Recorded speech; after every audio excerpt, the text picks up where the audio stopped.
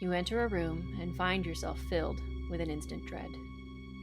Unease spills through you, causing your heart to flutter, your pupils to dilate, your stomach to sink. An unseen danger lurks. The air around you thickens. Your body knows this, even if your mind does not. Whispers heard but not understood. Thumps and bumps without a source. Objects moving on their own. Phantom attacks, scratches, and unexplained pain on your body. All of these are ways that disembodied spirits might reach out to make themselves known. Ghosts, a phenomenon occurring in every culture, in every continent, and every time for which we have records. Join us as we explore ghost stories across cultures and through history. Join us, if you dare.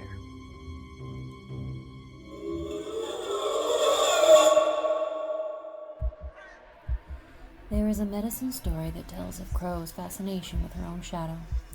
She kept looking at it, pecking at it until her shadow woke up and became alive. Then Crow's shadow ate her. Crow is dead Crow now. Join us as we attempt to look through the wandering crow's eye to find the gateway to the supernatural, to seek to know the unknowable mysteries of creation. Welcome to the Wandering Crow Podcast. Welcome, murderers, to our very first episode of October. We have a special program planned for you guys. We're going to release an episode every week. Gorillas. All about gorillas. Cameron made a mistake.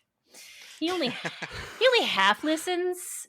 And so he remembered that we discussed something about gorillas and didn't remember what the assignment was. It's because it was so weird. It stuck out to me. I was like, gorillas? All right, I guess I'll look into it.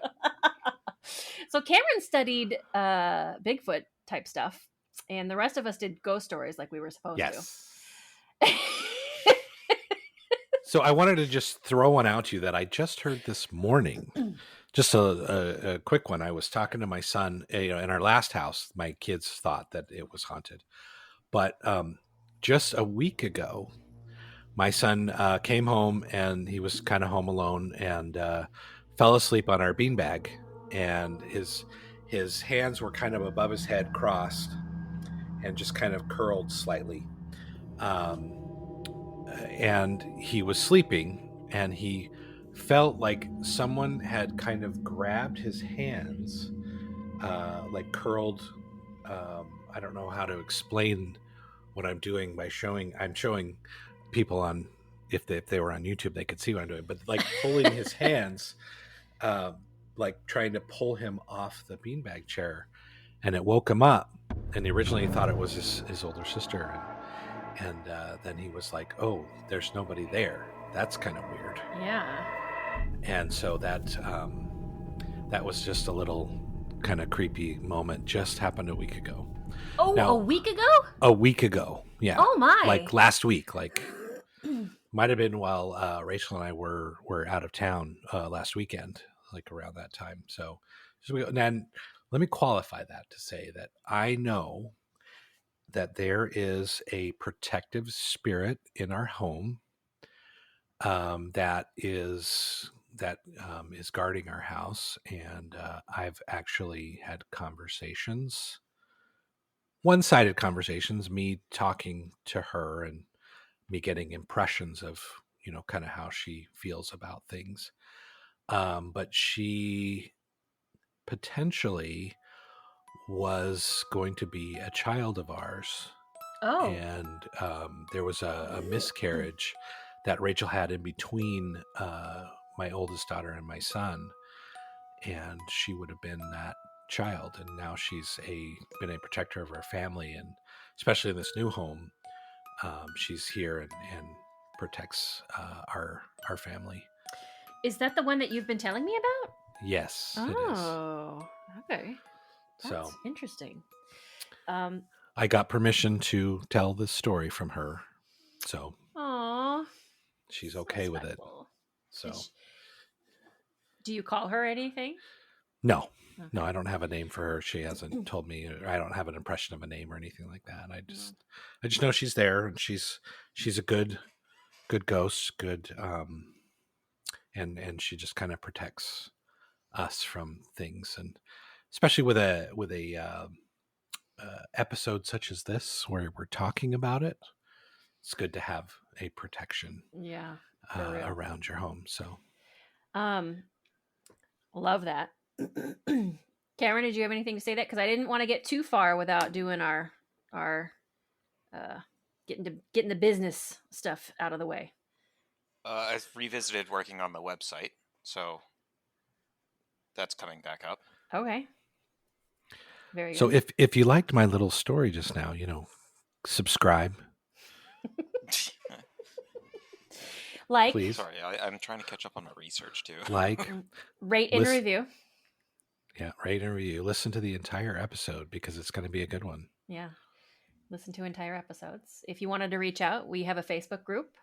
We have an Instagram. We will, after this episode, we will do a YouTube. And, oh, I don't think I finished saying what our program was. So for the month of October only, very excited about this. We are going to do one episode a week, one full episode per week, and 2 minis. Our goal is two mini episodes in addition to the one full episode. So we're going to try to have 3 releases per week for the whole entire month of October, just to give you more of that good stuff, that spooky stuff. And what's our email address? Who remembers? No one? Wasn't it The Wandering Wandering Crow at gmail.com? Yeah. Yeah. It's not it's just Wandering Crow Podcast at gmail.com.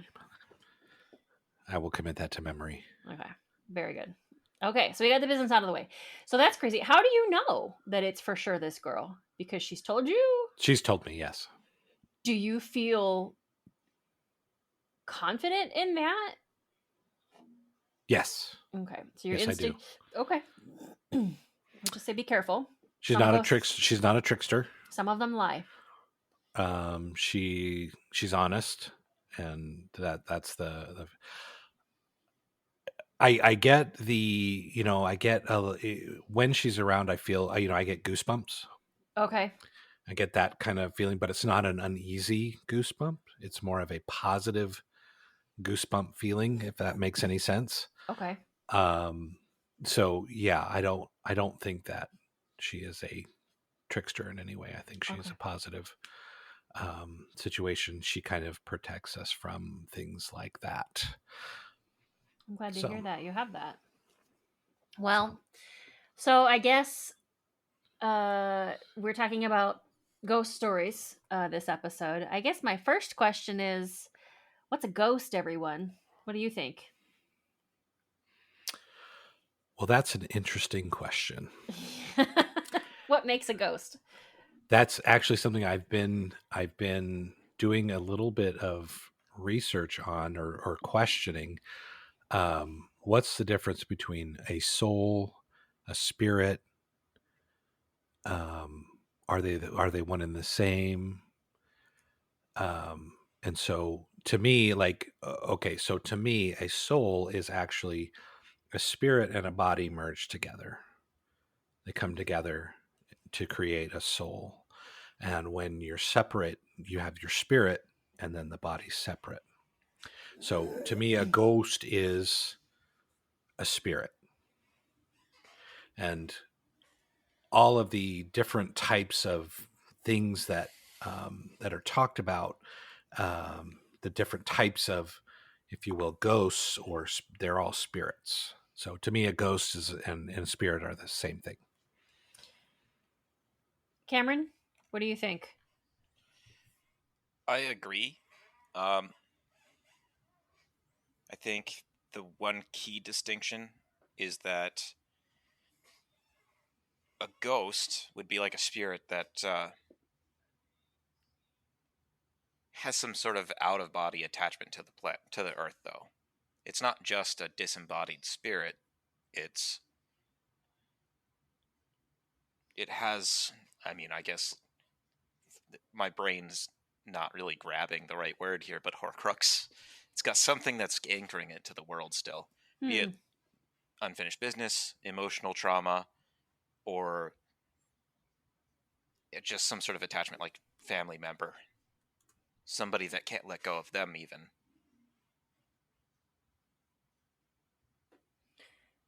That's interesting. So I learned recently that in the East, at least in Mongolian culture, but so I'm in a class where they're teaching certain concepts from Mongolia, right? And in the East, so like in the West, we believe you have a soul and you have one soul, and there's one part of it. It's your soul, and then you've got a body, and that's it. That's what makes a human person, right? Like for the most part, would we agree? In the East, they have a belief that the soul is comprised of many parts. That there's 5 parts, and they've talked about some of it. I'm certainly not an expert, but there are different components that make up a whole soul. And you can be attacked or cursed that will impact a specific portion or a specific part or component of the soul, and it can make you ill, and that illness will manifest in a different way depending on what part of the soul has been impacted. So for our Mongolian teacher, she hates it when she hears about this concept of like soul loss, because to her, especially the way that Americans have described what a soul is, and not just Americans, like, Western culture, Western people, to her, she says, you have a soul or you don't have a soul. It can't be broken. If it breaks, it dies. Like there is no in between. Like she hates it. She went on this big rant and talked about how much she hated it and how stupid it is. But that's interesting because in the East is not so the East is not the only culture that believes there is more than one part to a soul. So there is a Native American culture that, and I don't 100% remember which culture, but there is this idea that a ghost is, so like when a person dies, everything about them that was good and beautiful and pure moves on and goes somewhere else. But those parts of them that were negative, that collected evil throughout a person's lifetime, live on in something, and I think it's called a chindi. We would need to ask some friends to see. But that part becomes a ghost, and it's a negative entity, and it's something that lives on in spite. So the spirit actually splits into 2. This part that was everything that was bad about them, and the part that actually was the person.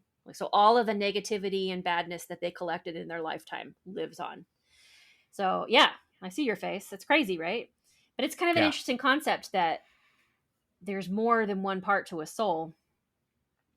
But I feel like it's so interesting, and I blame Christianity for this. I do.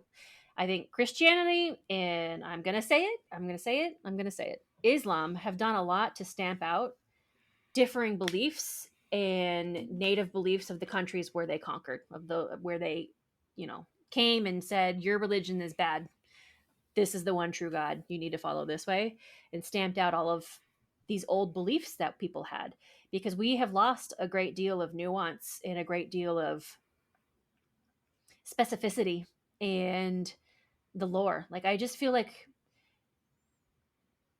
in the West, what we have as far as our folklore is so thin when you compare it against what's happening in the East. So from Wikipedia, actually, oh wait, hold on. And an interesting perspective on this, I actually typed in different Western ghosts, and then this thing popped up on Quora. This guy named Joyce Joseph says, apparently there exists, oh, and he's from India, Mr. Joseph. Apparently there exists a playbook for ghosts belonging to each of these parts of the world. I'm from India, so I know a little bit about the standards the ghosts need to meet up with to qualify as a scary figure. First one, as we all know, is the white dress. And that too, white sari. White sari.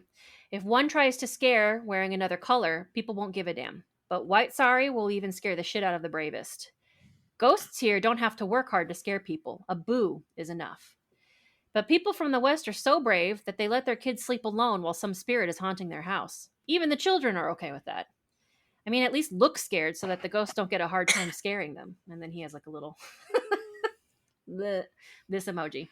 I actually thought that was really funny. Like, our ghosts have to work way harder to actually scare us and be impressive. But in these other, from his perspective in India, all a ghost has to do is just be there and say boo.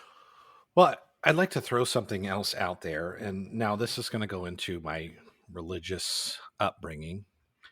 But one of the Mormon beliefs is that God created all of us that come to this world, that have been to this world, and He created our spirits first. And we were actually intelligences. I don't know what that means by that. Before that, um, and then he took those intelligences and created our spirits. And we all were together, all of us. And he wanted us to be able to progress and be like he is. To do that, he had to create this earth, or potentially multiple versions of earth because there was so many of us. So he created this earth and came up with a plan, which is the whole Christ coming down, and we come down and have to be like Christ to be able to get back to God. And it's the whole mercy,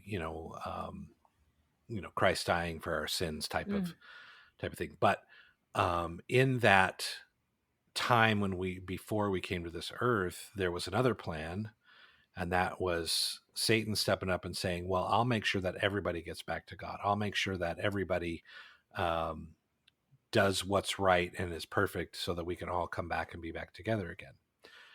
And that went against the laws that God had to follow, because there had to be choice. Something that we all have as human beings is a right to choose. Nobody can take that away from us. We have a right to choose what we want to do. Satan was going to take that away from us. And so God rejected Satan's plan, but Satan had a following. He had a third of all of the spirits following him. Well, since all those spirits wanted to follow him, they lost their right to come down to this earth and have choice. And so a third of the hosts of Satan don't get to get a body. They don't get to come down here. They're just spirits forever. And so when when Mormons talk of evil or evil spirits or anything like that, it's those when you talk about making wrong choices or bad choices, it comes from those spirits trying to influence your choice to do things bad so you don't make it back to God.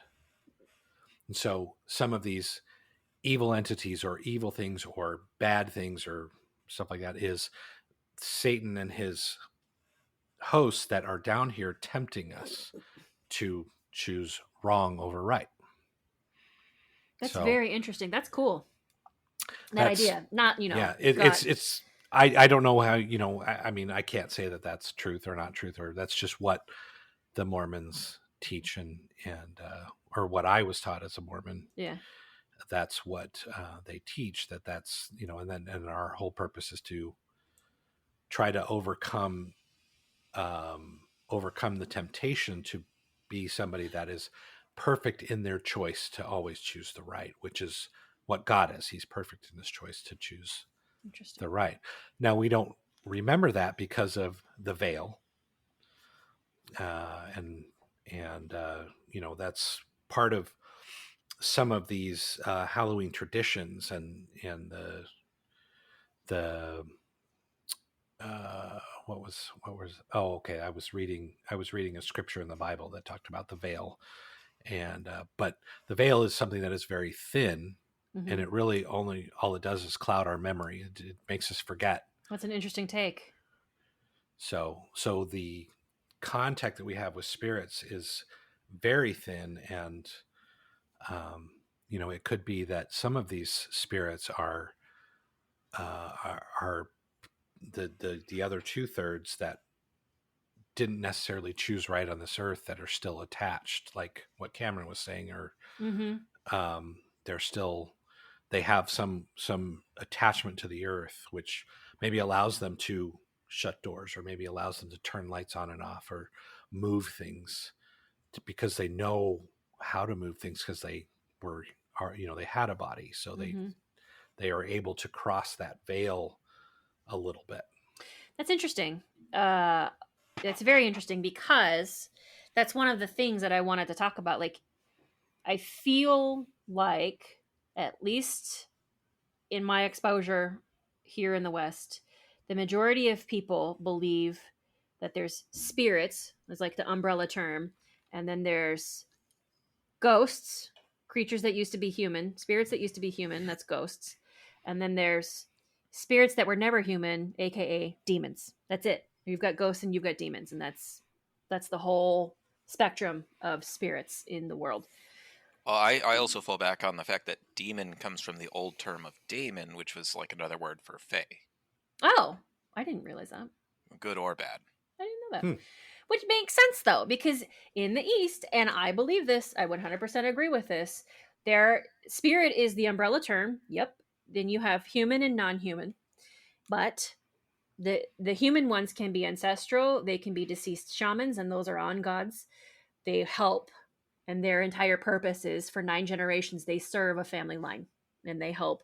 Well, and it turns out it seems like the family line actually serves them, but that's, just my observation. I'm certainly not an expert, but that's what it seems like. So the on god dies, they were a shaman, they die, they become an on god, and they're attached to this family for 9 generations, and they're supposed to serve the family, but really what ends up happening is the family has to kind of serve them. But then there's ancestors, and then there's all of these other ghosts. There's a huge variety of ghosts in the East.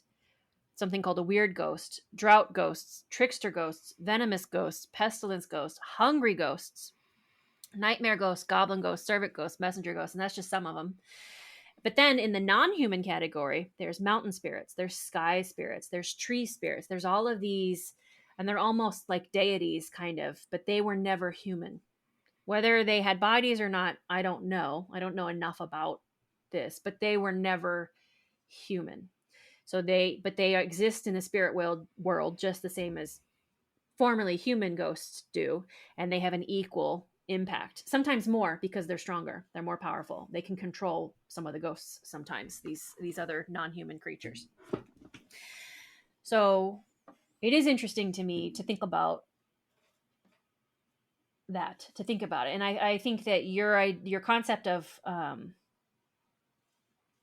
dang, I lost it, but you were talking about Satan and Satan, and yeah, his his followers, host, yeah, yeah. his hosts. But So, like, Mormons don't necessarily believe in the concept of hell. Like, that's not something that happens. Everybody that's come to this earth gets to go back to some sort of version of heaven, even people that make bad choices. mhm. That's through the grace of Christ and his sacrifice. And then they believe that there is a place that you can go. They call that outer darkness. And when they say outer darkness, they basically mean they're cut off from God's presence. Okay. So it's not like it's a dark where where you don't see anything. It's just that, they don't get these other rewards that other people got for making choices. But that's, the Mormon religion is not very big compared to Catholicism, or what the other religions in the East Mhm. believe, because there's definitely more people over there in India and China, and you know like I like Hinduism is a very interesting religion to me, because they believe in reincarnation, and that if you are good in this life, you can up your status in the next life. Yes, the Buddhists think that too. But I That's don't know what their demon beliefs are, or their their belief of hell is. Like if I don't know. So Anyway, Cameron talked about there's like a horcrux, there's like an anchor that keeps a spirit tethered to this planet and keeps them from moving on. And that is actually, that does match what I've learned about so far. Some of the Buddhist belief is that, and I feel like I've heard this, a lot of people talking about this, people in spiritual circles, mediums will say things like this, that a ghost is formed when there's some unfinished business, or there was something that was so powerful in their psyche that they simply could not release it. mhm, And it seems like that also is true in the Buddhist cultures as well, that a person could fail to reincarnate because they're trapped here. There was something that they couldn't relinquish. There was either some trauma, or there was some pain, which I guess was also trauma, or they were a very greedy person and they can't release that greed, or they were, there's these personality traits, these obsessive traits that just make like a huge portion of the makeup of who they are. Something like that keeps them from moving on because they can't relinquish whatever that aspect of themselves was. that's And interesting. so they persist as ghosts who continue these kinds of behaviors. So, for example, a trickster ghost is born when a person who caused confusion in life dies. And so they become a trickster ghost. Venomous Hmm. ghost is a person who is very hateful to other people in life, and they actually have the ability to transform into insects and presumably bite people. Pestilence ghosts Oh are wow, born when a person who harbored grudges in life dies, and then they become a being that can cause disease and decay. Um, and it goes on and on. Like that's part of how they are structuring and they assign like types. And I don't think that that's terribly out of line. Like I do feel like I've heard some of that. Like maybe there's a little bit of beliefs sort of permeating across cultures, and we're starting to pick some of the stuff up, or maybe we always had it. I don't know. I have an interesting question. Yeah. Um, are there stories in the East, or have you heard of stories in the East where people actually get hurt by these ghosts, like physical, other than becoming sick, like physical harm, like actual marks or um, bruises, or actually getting? There was a story I heard last night about a kid who said that there was an old lady in his room, and the mom went in the room, looked around, just, kind of humoring the kid, and didn't see anything. But then when she looked back at the kid, he had a red slap mark on his face. And he said, "Yeah, the woman slapped me because I was trying to help her baby." Oh no. I mean, Huh. I immediately think of our Mong sleep demon. So we did that episode about sleep demon versus vampire. That was our second episode. And the belief is it's a spirit who kills people. Like that is, they absolutely, those who are traditional absolutely believe that those 3 a.m. deaths of those men are distinctly from these sleep demons. I Okay. have one, Nugui, the avenging ghost. This is a Chinese spirit. And I collected this. I will need to find out what my link was, but I collected this from a link. So the Nugui, this is a Chinese spirit who's pissed, and she doesn't care who knows it. This is a quote. Having been wronged, abused, or even murdered in life, she spends her death seeking revenge. Like the Western succubus, she sucks at the hun or yang essence from men, eventually killing them. So, and then there was another one. Um, just when you thought it was safe to go back in the water, translated from Chinese as water ghost, the shuigui are spirits of people who have drowned and whose bodies were never recovered or given proper burial. They lurk near where they died, waiting to pull in another victim. Only then will they be free to move on while the new shuigui takes its place. So they do have some of these traditional stories where the ghosts will kill people. Okay. I don't know if that answers your question. Yeah, I mean a little bit. I mean, I just kind of curious. I've kind of heard. I don't remember exactly some stories, but I've heard where that can happen. But that's portrayed in Hollywood very much. So like Yeah, ghosts can physically harm people. I was reading something related to these Chinese ghosts, and it sounds like China's government is pretty authoritarian, and there have been some shit that's gone on in the not very distant past, and a bunch of people Mm-hmm. died for believing the Mm-hmm. wrong things. I read just a quick, tiny little blurb in one of these articles as I was trying to read up on the Chinese ghosts. It sounds like the Chinese government was punishing people for telling ghost stories in the recent past.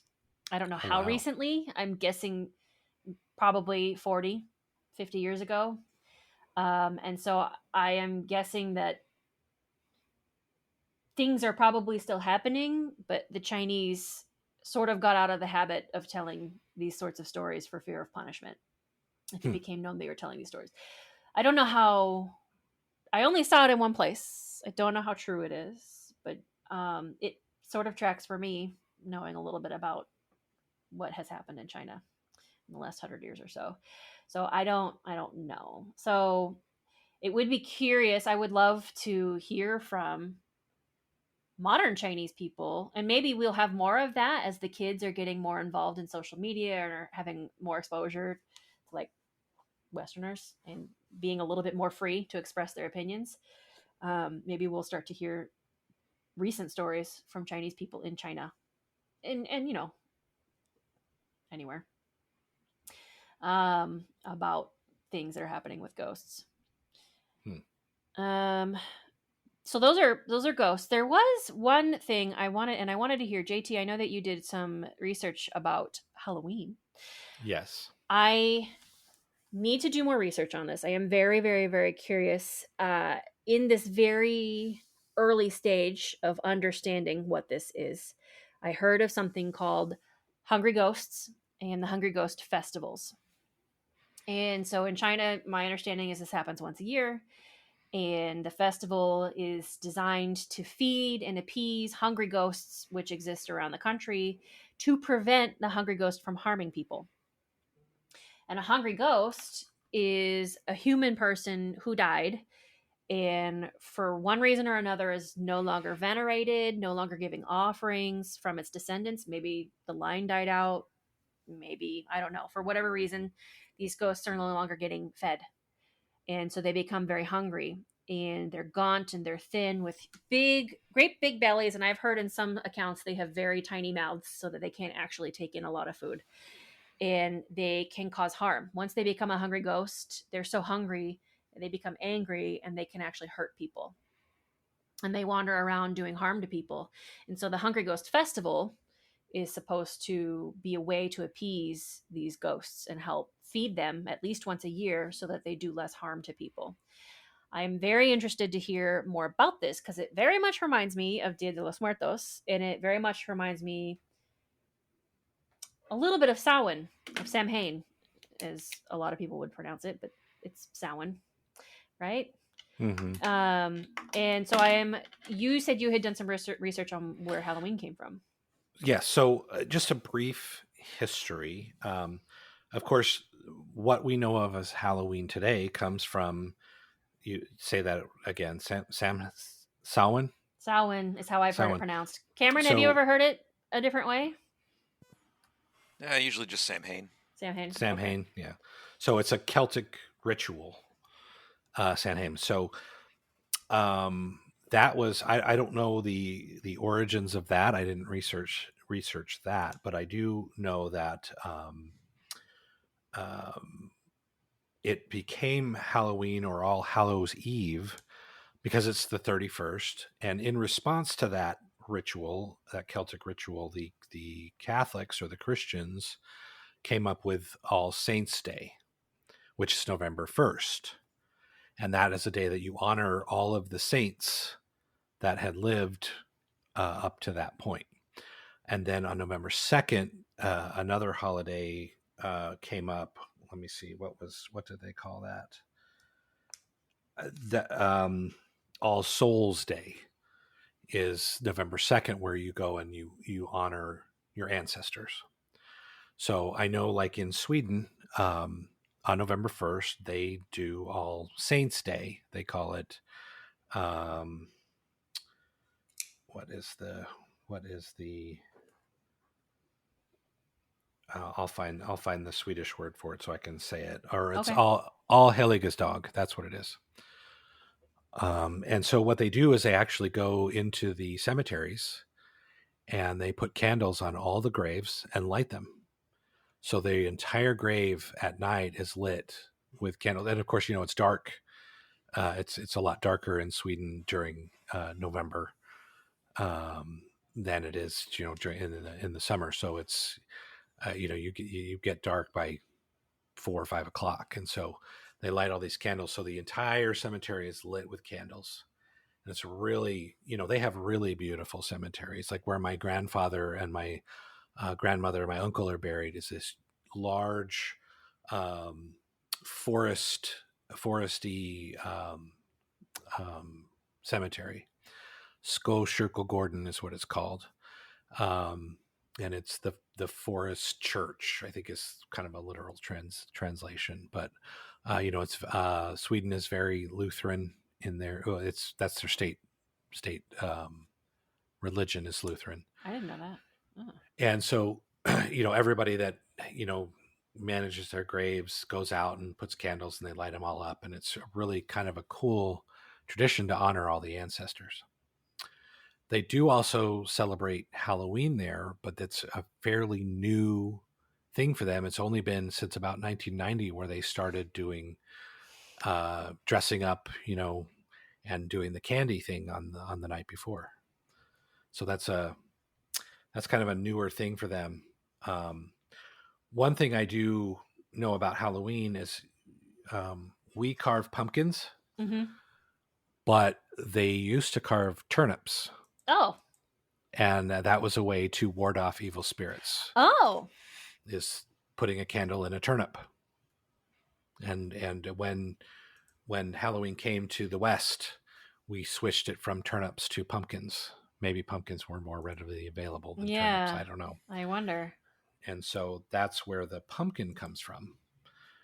And then, of course, about 50, within the last 50, 60 years is when candy started becoming a big part of Halloween because of the big candy corporations.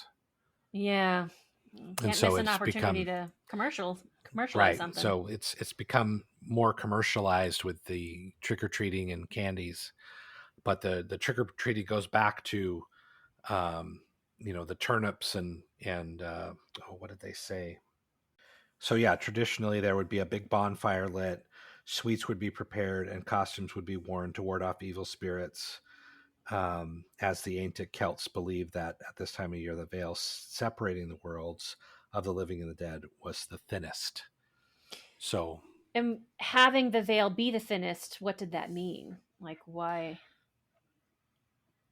That I haven't researched yet. So Okay. they just believed that time of year, that's when the veil was the thinnest. I don't know if it's because it was getting darker, as we got further into winter on the northern hemisphere. Well, I guess I'm asking, like, did it mean that they were more likely to be attacked by ghosts, to see ghosts, to have more power because they could divine better, or be in greater contact with ancestors and things? Like, I believe the answer is yes. Yes.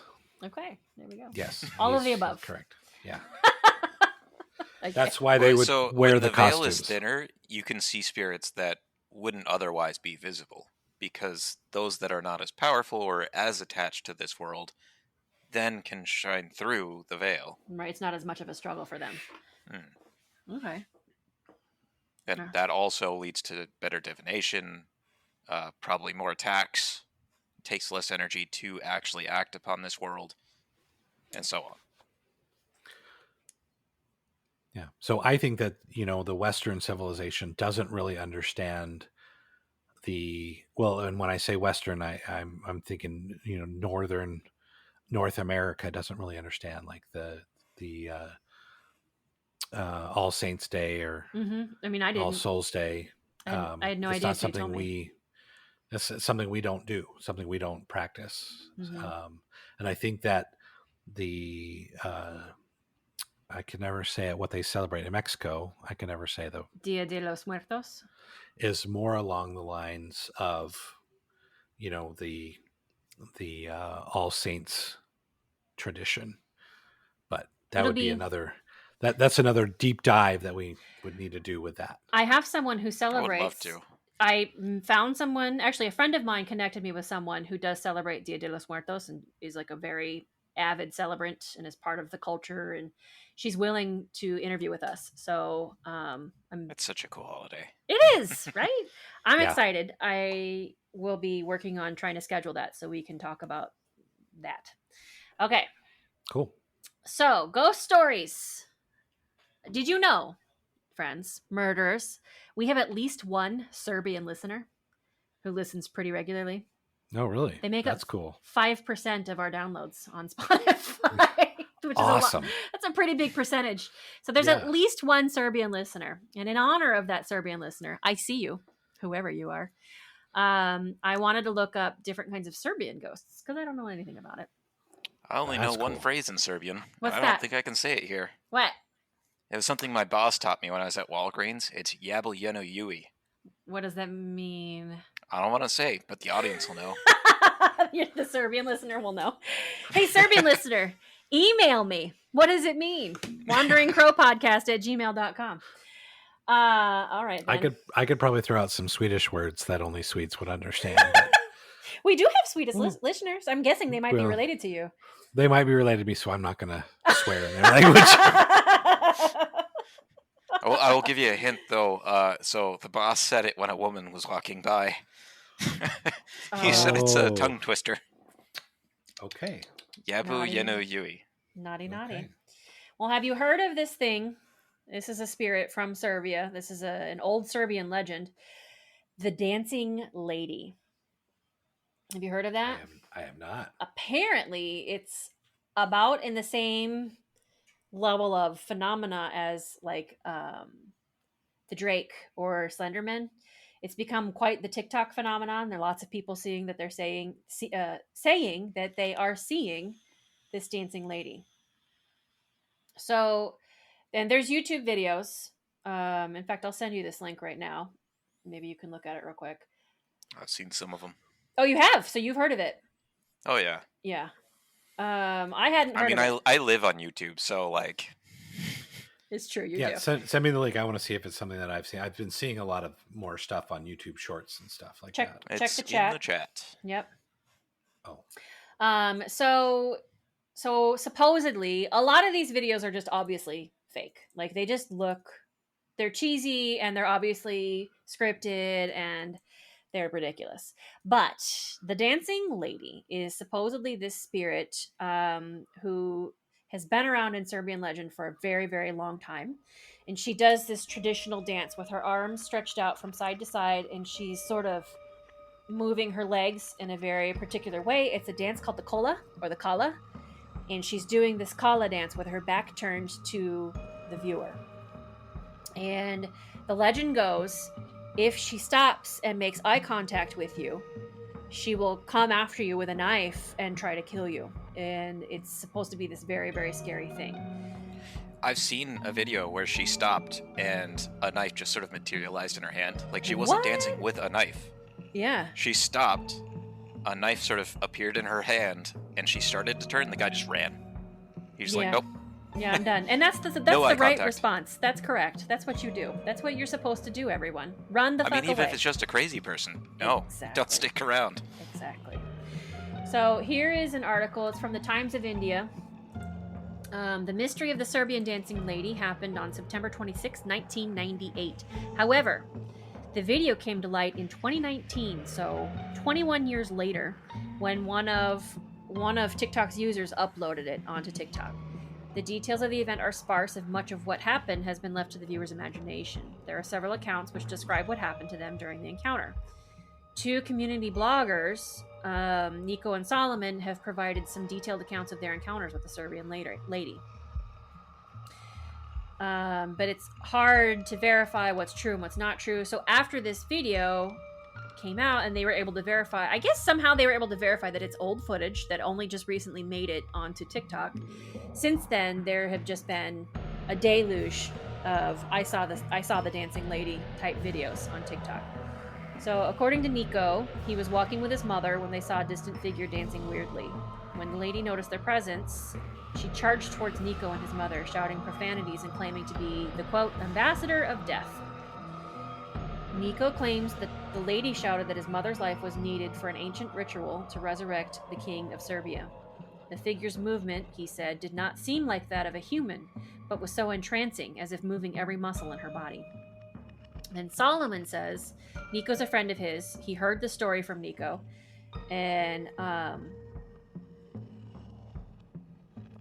the way that Nico described the Serbian lady with that cold sweat led Solomon to feel very curious, and he wanted to investigate. So one night he stepped out of his hotel carrying his camera. Sooner than he expected, he encountered this Serbian lady in the street, dancing the same weird manner. Then suddenly, when the lady noticed his presence, she let out a shrill cry, shouting, "Your mother's soul is mine." Solomon immediately ran away back to the safety of his room.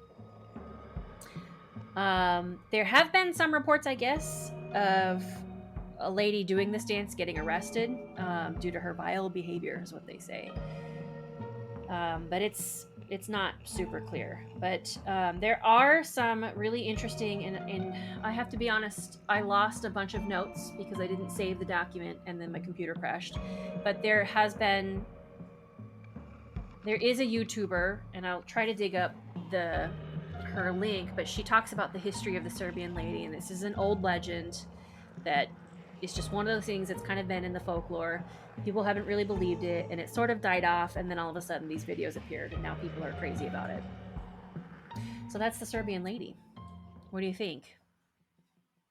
Scary? Not scary? Super scary. The dance and when is you weird. see her dance, it's pretty. It's surreal. weird. It's weird, and yeah, I was just watching some videos, and some were very fake.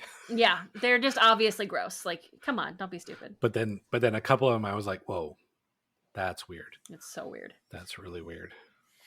Regardless of whether or not they're fake, like, just imagine you're just walking on the street and you see some woman like that. Yeah. Like, again, it doesn't matter if it's paranormal or not. Like, I mean, I don't want to stick around. that could be the new Freddy, you know? Yeah. Yeah. Totally. And the correct response is, of course, nope, not today. I'm going to go the opposite direction. Thank you. Let's ruin some police officer's life real quick. Hey, officer, I see a strange woman downtown. If I ever see a lady dancing like that, I'm going to run. Correct. Good. We're all smart people here. Yep. No, thank you. Nah, give her a hug. No. She needs it. Hey, start dancing with her. Hey. Oh. Okay, so I have an interesting story. Okay. So there was a time a few years ago that I spent the night in a medium's house. Very cool. And she had adopted 2 child ghosts that lived in her house, and then had another ghost that lived upstairs. She had pictures of these children, but all the pictures were their face in glass. So they were taking a picture of a piece of glass, not a mirror, but just a piece of glass. You could see their reflection in the glass. Crazy. Okay. She had pictures. She showed them. So this is back when I didn't really necessarily believe in ghosts per se, but it's where I really kind of had my first experience. These, so I went around her house taking pictures of glass to see if I could see anything. Nothing ever came up for me. Nothing at all. And then we stayed, in a room upstairs, and she said, hey, they also have they had a special needs, adult child that lived up there too, lived with them. And she said, yeah, sometimes he gets up in the middle of the night and walks around, but then sometimes it's not him, it's something else that gets up and walks around the hallway. Fortunately for me, none of these ghosts actually appeared while I was there. And I felt like they were giving me some grace, if you will, so not to scare the shit out of me. They were being nice to you? They were being nice to me. But you were wandering around actively looking for them. I was, but they were kind of, maybe they were hiding from me. Maybe they didn't trust me. I don't know. I mean, but she knew these kids, and She had invited them to stay in her house, and so that's where they lived, for lack of a better word. Did they start in her house, or did they come to her house because she invited them to live there? I think they came to her house because she invited them to live there. Huh. Interesting. I don't remember exactly. I'd have to recount that. Maybe I can get her to come on the show and That'd be talk cool. about some of her experiences. I'll have to see if I can get Rachel to reach out, and we can have a whole show on mediums. That would be really cool. So we could totally do that. Yeah, but that was one of my personal stories, one of my first experiences with ghosts, if you will. How did the house feel to you, like being in the house? If I wouldn't have known that she was a medium, I wouldn't have felt anything different. Okay. It would have been normal. Yeah. So I'll tell you, I've got an experience. I don't think I've talked about this on the podcast yet, but so for a while I did home health visits. I'm a nurse. I think we've talked about this. So I did home health visits, and home for some people is skilled nursing facility, is a group home, is sometimes it's the street, you know? So I had a patient, and she was new to me, and I had to go meet her for the first time, and she lived in a skilled nursing facility. And actually it was skilled nursing on one side and assisted living on the other. And she actually was an assisted living resident, but her boyfriend lived in the skilled nursing side. So she was on the skilled nursing side all the time visiting with him. Well, I get to this place. I take one step inside the doors and I'm immediately grossed out. The place feels... Well, first of all, it was dark and it was old and kind of just gross looking. Like, that wasn't great. But then walking through, immediately it felt like the air was thick, and the whole place just gave me a sensation of like stickiness, like very, very sticky. And I didn't like it. And I was waiting at the front desk to like find this patient. And I had this immediate sense of like hopelessness and despair. It was like this fog that just settled over me. Hopelessness, despair, the strong impression that people had given up and this was basically just a place for people to just wait until they died. Like, there was nothing there. It was a kind of purgatory was the sensation I got. And I just knew very bad things had happened to people there. Like, I just felt it in my bones, and I was grossed out, and I didn't like it, and I hated this place, and I just had the heaves. Like, I just had the heaves. I was surrounded by people, and I felt so creeped out. I did not like it. And met with the patient. She was a delight. Loved her. She had a really big, boisterous personality, and she was a sweetheart. And she had some issues, and we talked about them, and we worked on a plan of what we were going to do. And I left. She was my last patient of the day. I went home, and I was in the garage, and I had seen a different patient before her whose cat had ear mites and was rubbing its face all over my damn bag. So I was Googling, how contagious are ear mites? Like, I wanted to know, can I bring my bag inside the house, or do I need to leave it in the garage and decontaminate it so that my cat doesn't get sick? So I was Googling this, and the driver's side door was open, passenger side door was closed, and I heard very clearly, like it was like, it wasn't a dream. There was nothing foggy about it. It wasn't in my head. I heard from my ear, from my right ear on the passenger side, a voice cry out. Like, the word is plaintive, I think. It was forlorn. It was like a person who had no hope. Help. Help. Someone help. And it was like this weird, like, downward pull to the voice. Like, it was hard to even say the words. And it was awful. It sounded like to me, it felt like someone had been crying out help for a long time and gave up that anybody was actually going to hear. I freaked out because my neighbor on my right at the time had issues with cancer and other, like, she was pretty frail. She wasn't well. And I thought, oh shit, she fell. Kay fell and she's stuck somewhere. And for whatever reason, Gary's either away or doesn't know that she fell. So I rush out of the garage. I thought it was a person. So I rush out of the garage thinking that she's going to be on the patio. She's not.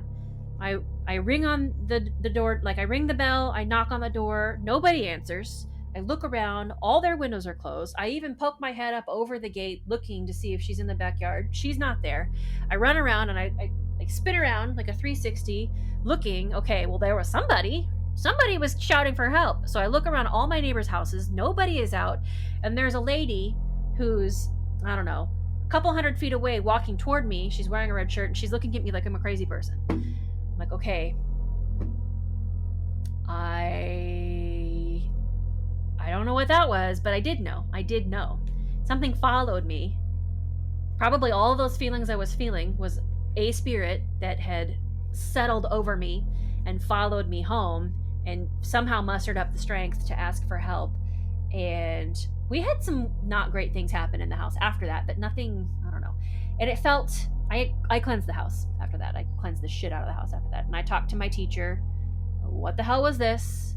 And he confirmed, because I do think that probably something followed you, and that does happen sometimes. So he gave me some guidelines for the next time I went to that building to prevent that from happening again.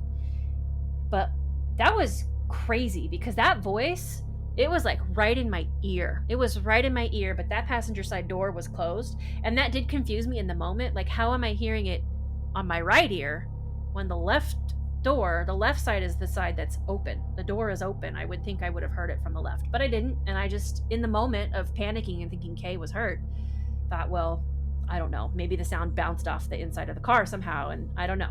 Like, I came up with all of these excuses, but when I realized there was no person and everybody's doors were closed because it was flippin' July in Arizona, nobody's got their windows open. Like, this happened. Like, this really happened. That was Wow. That was a crazy experience. That's creepy. Mm-hmm. Is there a potential that place, because there's so much death that happens there, it's a very thin area with the veil, so that there is a lot of that feeling or that? I do think that about some places. I actually think the contrary. I think because in the West, we don't have psychopomps. We don't have people whose job it is. We don't have shamans here.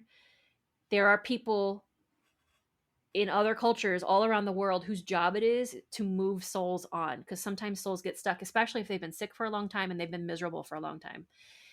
In the West, we don't have that. And in this building, I feel like the sticky sensation I felt was this accumulation of many, many souls, making the air thick, making it feel very dense, and they're stuck there. Like, to me, Well, I think that's what he meant. Is, do you think that the reoccurrence of death in that place could be the contributing factor of well, why yes, something latched to on answer you? that, yes, but I wouldn't say that the veil's thin there. If anything, I think the veil is pretty dang strong, and those spirits can't pass through. I think they're stuck in an in-between where they can't move on, but there's so many.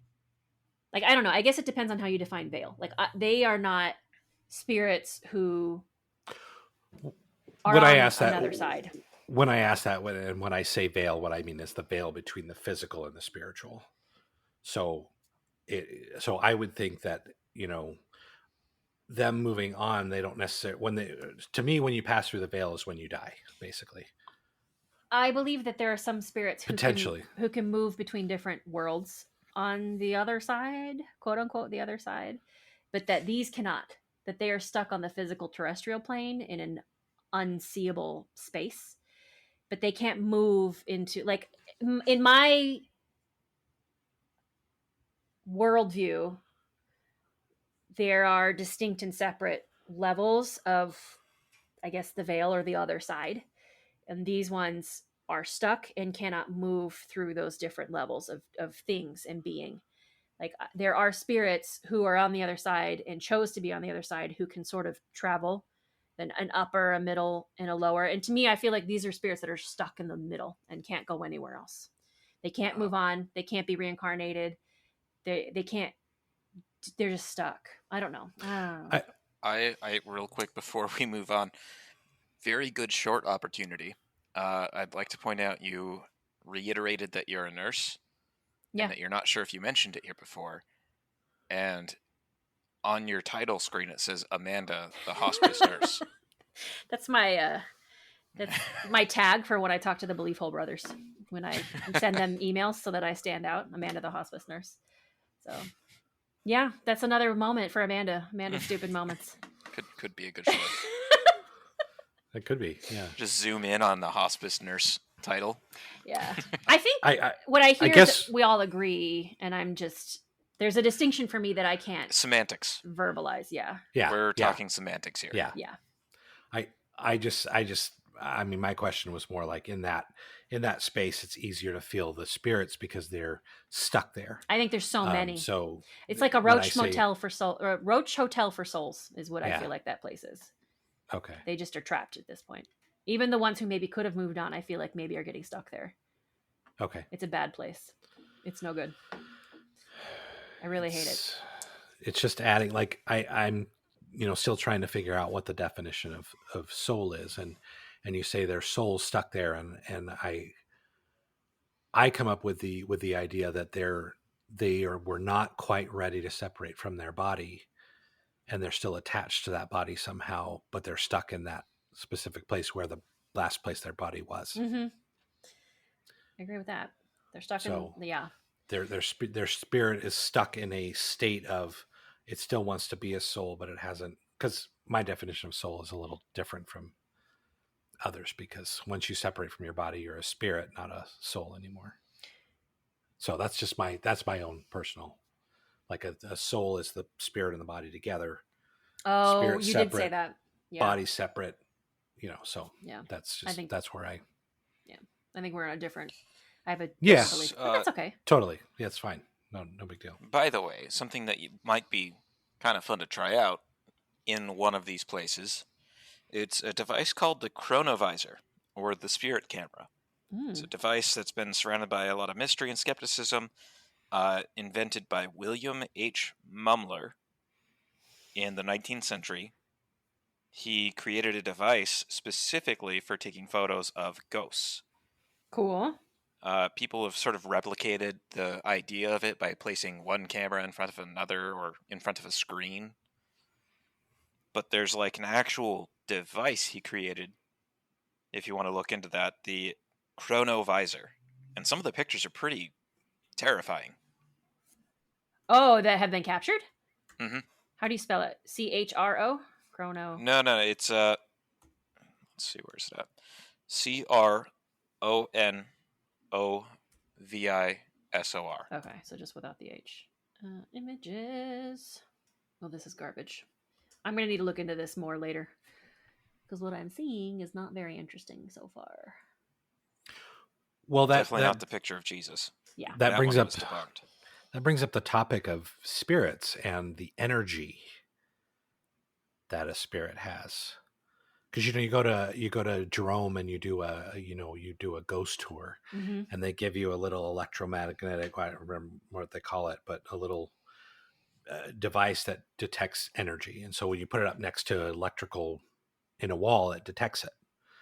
But when you're nowhere near anything sort of electrical and you have the presence of a ghost, it measures on your meter that there's something electrical there. Mm-hmm. So there's some sort of energy associated with spirits or ghosts that we can detect. And so I wonder if this camera is trying to take a picture of that energy. It makes sense to me, and I feel like that's the basis for most ghost hunting equipment, is this idea, this notion that there's some kind of energy there, and we just have to find the right spectrum for our devices to capture it. It's really interesting stuff. All Because right. there's also devices where you can talk to the spirits and they can talk to you through those electronic devices too. I think it's called the Estes method, or have you heard of this? It's actually very smart. I really like it. So there is this method that's come up. We've always had ghost boxes and different things where the ghosts are supposed to be able to harness the words coming through the ghost box to be able to give a message to the person who's listening. Well, they have developed this thing called the Estes method, and it removes some of the bias of the asker from the equation entirely. So they'll have the person listening to the ghost box have it in headphones, so nobody else can hear it except for this one person. This person will be blindfolded. The only thing they can hear is the box, and they're usually in a separate room. And then the asker is asking questions. And what they will do is they'll have a camera on the asker and the person with the box on. And the asker will ask a question. And if the person who's wearing the headphones hears something, they will say the answer. It's crazy because a lot of times it is so perfect. Like the responses are so appropriate to the questions being asked. It's nuts. And you have to remember, this person has no idea what the asker is asking, but the answers are still like, I love the Estes method because it really does. I don't know. I just something that's more credible to me about it, even though, skeptics will be skeptics. Yeah. But it's a neat thing. So this goes into one of the stories that I wanted to tell. So Oh. I just recently found this YouTube channel that has 3 videos. And it's a gentleman he plays video games on YouTube for a living. So he's a content creator. He's an amateur movie maker. And I think I told you this story, told you about this guy. He was investigating skinwalkers in his neighborhood. So he moved into this neighborhood, and he started hearing weird things, seeing weird things on his Ring camera, his dogs acting strange. And behind him, there's just, a large field that goes out into kind of like a lower forest thing. And so he actually goes out one night to try to spend the night out there. And he goes out and shows video of himself, while he's there. And it's very Blair Witch style of recording, where it's showing his face most of the time, Okay. but hearing the things around. And so he goes out and he gets creeped out and can't last until he only lasts until about 3 a.m. And then he's like, I gotta be done and gotta go back. And he goes back home, and he's probably 300 or 400 yards from his house where he was out in the wilderness. Well, on one of his videos, he buys a bunch of ghost hunting equipment. And one of the things he gets is the radio that you can tune to the frequency to be able to ask questions, and it speaks back to you on this radio. Cool. It's not what you're talking about. It's a little different. So he has 2 buddies. He flies in 2 buddies that are there to investigate with him, and they go out at night and they start talking to this thing. And repeatedly and this is on the video, you can hear the voice. They ask him questions, and the voice keeps saying, you need to leave. Run. Like, what do you want to do with us? Kill. Like, things like that. Oh my God. And these idiots stay there for like another hour. That's so. the West for there. you. Yeah. And then they finally leave. And then one night, like a couple of months later, he shows a video. Like, after that, like, things were quiet for a while. And then a couple months later, it's at night, and his dog starts really freaking out, just starts barking at the corner of his backyard where the fence is. And it's, the part of the area behind his house that goes out to this area. And he like takes off and goes around his neighborhood to go back there to see, instead of like trying to go through the fence and open up his fence, he goes and walks around to see if there's anything there. And he takes this dog with him that was doing that, and doesn't really find anything, but then comes back to his house. And when he comes back, the dog freaks out again, and he walks up to the fence. And while he's next to the fence, he hears his youngest son's voice say, Daddy. And he knows his son's in his house. And he immediately is like, I'm done. Nope, done, gone. Oh. Now, to qualify the story, his neighborhood's very quiet. His neighbors don't know he's doing this. He's kind of doing this on the down low. Okay. People in this neighborhood don't talk about creepy things. They don't, and he says this in one of his videos to try to, squash some of the, the haters out there, the people that are like, no, you're just hearing things this like that. But you can hear on the video, you can distinctly hear the voice. Like he's already got like almost 200,000 subscribers on one channel with 3 videos. Mm-hmm. I mean, it's Oh that. yeah, I do. You did tell me he's only got Yeah. like 3 or 4 videos, and he's he's been doing this for 3 years now. Like the first video was a year in the making. Second video was another year in the making. Like he's doing it. He's trying to do it right, and he thinks it's a skinwalker that's back there that's doing all this stuff.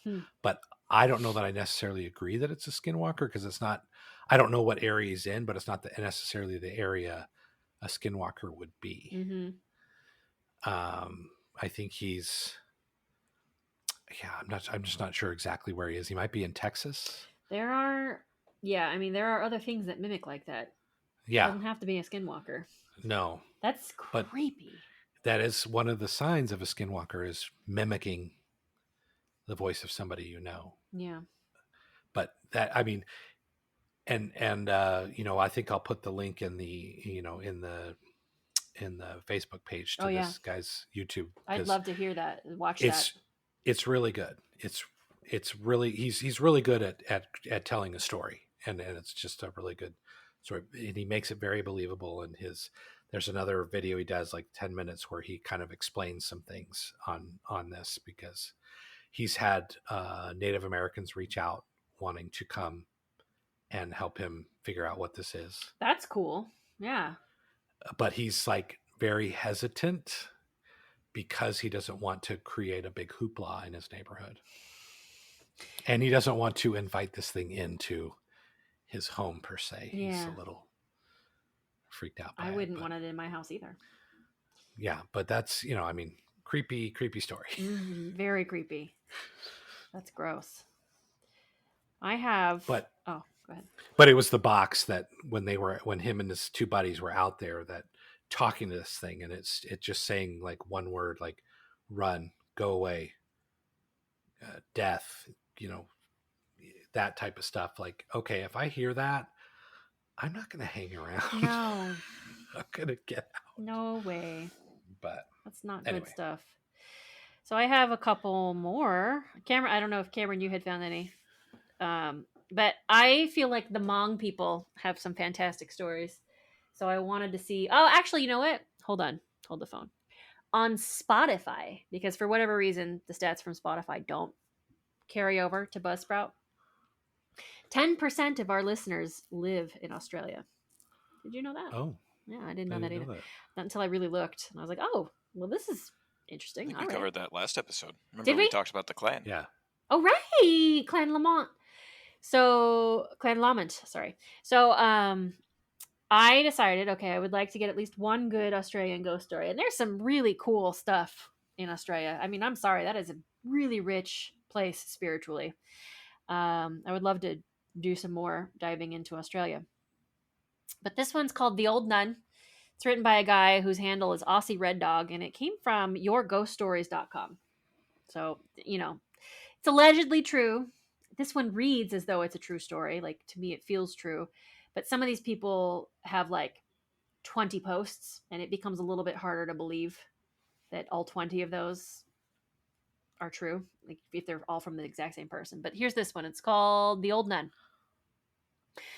He or she starts by saying, the story I actually thought I've put up, oh well, my story, again, takes place in the late 1970s, around 1978, when I was 10. I went to a small country town Catholic primary school that was taught by nuns. It was an old school, maybe dating back to the very late 1890s, as it had an old church on the hill, now torn down, old classrooms, which we'll get to in a few secs, that were made from solid Australian hardwood like red gum and rosewood, as well as teak. The floors were made from teak. It was a Friday afternoon, and I was going to spend a weekend with my best mate, Luke. This was just before he and his family moved out to their big old farmhouse, as they had a house in town. He says, yeah, pretty wealthy farming family they were. Luke and I planned to break into, quote-unquote, the school, which was simply just walking through the gate that led into the school. one of our mates left one of the doors to the classroom unlocked. So Saturday morning, Luke and I rode up to the school, him on his bike, me on my sister's, dumped the bikes in a clump of lantana, then in we went. The door was unlocked and we crept in. We ran amok, hid the cane behind the curtains, took the teacher 6 months to find it. Then this is when things started getting kind of weird. I still have dreams of this classroom. Luke mucked about on the typewriter while I decided to go to the other classroom and felt as if I just walked into a classroom filled with unseen kids who wanted me to leave. Many years later, I had the same feeling as I walked into a deserted office. I walked out backwards, and Luke and I sort of hurried out. We walked about, then grew bored. Then, as we were about to leave, we both just happened to turn, and there we saw her, the old nun.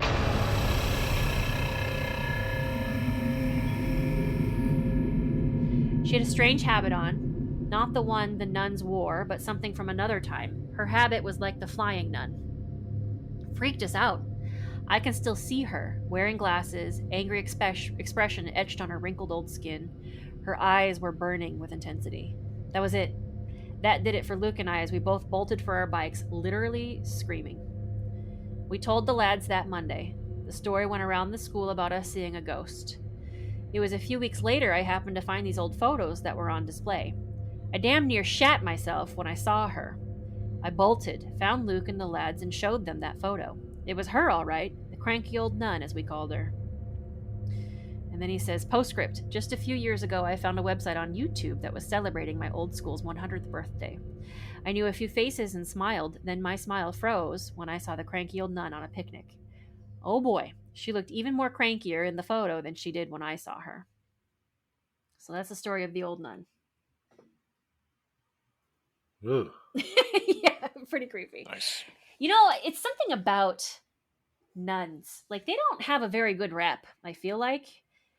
That's because of Hollywood Yeah, like, creeping us out with nuns. I mean, everybody has horror stories, I feel like. Everybody who grew up in a school where they were taught by nuns. I feel like nuns are, I don't know. Maybe that's all from Hollywood. But there is this idea out there. Nuns are either living saints and doing really good things and are perfect, or they're horrible, awful people who secretly beat children. You know, like, there is no in between. And there are tons and tons and tons of stories of nuns from around the world who are haunting people. And I would almost, like, it's weird. Like, why would a nun, you would think that someone who lived a saintly life and was devoted to God wouldn't end up as a ghost. Like, how do they die and become ghost nuns? You know, like, it's weird to me. And the same, I've heard of stories of priests and monks who also ended up becoming ghosts in certain old places. And it's just weird to think about when you think about we the concept is for most people that a ghost is a ghost because they had some unresolved issue or some earthly tie or some reason why they couldn't cross. But why would that happen to a person who dedicated their whole life to being holy? Solitude. You think they were too lonely to go to heaven? Too lonely. They're too attached to whatever their business building is not done. that. Yeah, They were too dedicated to whatever cause they were working on in their lifetime. Mm-hmm. Mm-hmm. It's interesting. There's nuns everywhere, which is everywhere that there has been nuns, there are nun ghosts. Mm-hmm. It's crazy. I mean, I think, you know, if you go to Europe and you go into some of the old Catholic churches or, you know, Lutheran churches or whatever, you know, churches all over, people were buried in those churches. Yeah. So, you know, potentially if a nun is buried somewhere on the grounds of the church and are still attached to that area where they lived, where their body is, where, you know, where they served, it makes sense that they could be attached to that. It's sad. Yeah. But, I mean, I guess it's always sad when a human becomes a ghost. So. But some ghosts are good, right? Yeah, have you heard of? Yes, you want to hear one? So this one I'm actually just remembering off the top of my head. But somewhere in America, there is a train track. I want to say somewhere in the Midwest, Indiana or Ohio, maybe, or Pennsylvania. I don't remember exactly. But if a car stalls out on this one particular train track, tiny little hands will push the car off the track. And there'll be like little baby handprints left behind on like the bumper and stuff. And they've even tested this by purposefully leaving the car in neutral on this train track and then pouring like a dusting of flour on the bumper to see like what happens, and the car will move, and then when they investigate, there's little handprints, like little tiny handprints. And the story is that a school bus in the early, I don't know, like the 40s or 50s or something, stalled out on this train track and a train hit it and everybody died. Kids and I feel like that has actually been verified that actually truly happened. And so ever since then, these little tiny ghosts try to protect other people from the same thing happening to them. That would, to me, it's an example of a good ghost. I like that one because that was actually researched quite a bit. They had a topographer come out and survey the land just to make sure that it wasn't an optical illusion, because the car's rolling uphill when it does that. And the topographer came out and confirmed. He said, no, it's more level than it looks, but it is going uphill. And so these spirits are pushing it uphill to get it off the tracks. And I feel like it's been investigated over multiple generations. Like the original Unsolved Mysteries, I feel like did a story on it. Somebody else, some other paranormal Unsolved group. Mysteries, that's a throwback. It's back. Did you know? Unsolved Mysteries is back. There's new episodes being made under the name. Really? I saw it on YouTube, but I didn't know they were making new episodes. I want to say it's Netflix. I'm not 100% sure. But they're good. They're not all spooky though, but they're weird. Some of them they're very weird. I love it. It's such a good show. But yeah, that's a pretty famous one in the US. I feel like most people have heard some variation of it, but there is a specific place you can go where people have tested it repeatedly.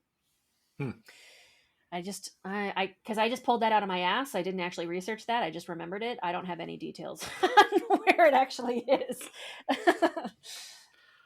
Well, I have a friend that lived in a house in Mesa, over by where the old Mesa General Hospital used to be, like University and Mesa Drive. Oh. You remember them? That I don't know what it is now, but it used to be a hospital, Mesa General Hospital. I know that Banner, it's on Brown Road, but Banner owns a facility there that they use for training, and they train people. This is Mesa Drive and University, I want to say. Pretty close, so it would be just north or south. The other facility you're talking about is actually where Rebecca was born when it was a hospital. I didn't know. That's crazy. That's it's closer to Country Club and Brown, but this is where we used to. Yeah. So this was a smaller one-story building, Mesa General Hospital, but the house that my friend lived in was in that area. So I was just trying to give context of the area. Okay. And there was one time where he was home alone, and he was just kind of there, and he started hearing some noises, and he went out to investigate, and he went into the kitchen, and all the cabinets were open, and it freaked him out so bad. He went outside to get on his motorcycle to just leave because he was so freaked out, but his clutch cable to his motorcycle snapped. Oh no. It was a brand new clutch cable. Like it was fairly new. Like it hadn't, it wasn't like an old thing it just broke, and he couldn't go anywhere. And that's just one of the stories he told me. That there was another story of his mom was in the kitchen, and she was putting something away in a lower cabinet, and all of a sudden her back just arched like someone had pushed her in the back, and a knife fell from above her and just narrowly missed her, to where if she would not have arched her body, that knife would have killed her. Oh my God. So this ghost, the spirit that was there, was a good ghost and actually saved her life. Because I guess what she was putting away jarred loose this knife, and it tumbled down and it What the saved her hell? life. It was a poorly timed mic thing. That made me jump. Did you see? Oh, sorry. Spooked me out. That's crazy. Yeah. That So- area has a massive cemetery very close to it. Did you know that? Yeah. The Mesa Cemetery? Yep. Yeah. Okay, so Cameron and I lived in that area for a while. And you know what? That story I told about the disembodied voice that followed me home, the skilled nursing facility is right in there. It's right in that Okay. area, just north. Right in that- When we lived in that house, so the thing is, there is some plausible deniability because we also lived with teenagers running into the house all the time because it was basically like a college house, like basically. So Richard and his girlfriend and that kid whose name I can't remember who lived on the couch for a while and all of his buddies. Do you remember He that never kid's even name? asked. No! Yeah, he's just staying over for a couple days. Dude, he's been here for 3 weeks. Yeah, what are you talking about? What is that kid's name? Jack. His name was Jack. He was cooler than our roommate. Yeah. I actually like Jack. Jack was actually sweetie. But so while we lived there, there would be times I'd come home and every cabinet was open. And I think and I used to get mad at Richard. Like, what the hell, man? Fucking close the doors. And he's like, what? I didn't do that. I'm like, you're an idiot. Close the damn doors. There was one day where you got mad at me because Richard wasn't home, but I had just woken up. I was like, I didn't do that. What the hell are you talking about? Yeah. And remember, I think you and me were watching a movie one time in the living room and we heard like a slither and then a thump. And it sounded like fruit fell out of the fruit basket. But then when we looked, there was nothing anywhere to explain the noise. Do you remember that? That was with you, right? Yeah, I think so. Yeah. Another time, you were not home. Cameron, you were out somewhere. And I don't know that Richard was home either. It was just me in the house with Sunny the dog. And I walked through and your door was partially cracked open and there was this blinking light in there, like this blue blinking light. And I was like, what the hell is that? So I opened the door and it was your computer was strobing and it very much reminded me of Poltergeist. Yeah. The scene with the little girl and like the TV going. And here. Yeah. I was so freaked out. I remember like I laughed and this is pretty much what I think. Just back out of the room. Nope. Exactly. No. I was like, that's his problem. I laughed like, nope. And I closed the door. I was like, this is not my fucking problem. I don't know what this is. I'm not fucking dealing with this. And I would hear invited something. That's his business. Yeah. This is Cameron's problem. I'm not dealing with this shit. And I think I told you about it later and you were like, what? There's nothing in my room that should do that. I'm like, I'm just saying. That's what I saw. Sorry. And I think it's because of that cemetery. I think that there's ghosts that just are passing through constantly. That is a place. Well, and it was a retirement neighborhood. Yeah. So no doubt somebody died next door or in that building. And Angel's Crematorium. Yeah. Right down the street. It was right next door. Yep. You jump the fence and it was right there. Mm-hmm. So, yeah. I think that, yeah, man. I bet you in that little area, tons of people have weird ghost experiences. So we heard popping one day. Richard was talking to me. And he stops. He's like, dude, is that gunfire? Yeah, welcome to Mesa, bro. What do you think? Yeah.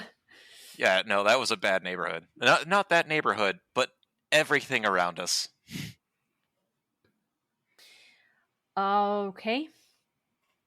Then I think that we will sign out now. It's a good place to stop. Okay. All right, murderers. Thank you so much for hanging out with us today, and I hope you enjoy this beautiful month of October and all the spookiness that comes with it. hope you enjoyed the spooky stories, and please go ahead and comment and join our Facebook group and share your own spooky, crazy stories. Yes, please. Yeah, if you want to hear your stories told, reach out to us and we'll get them out there. Yeah. Yep. All right. Well, goodbye. This has been another episode of The Wandering Crow.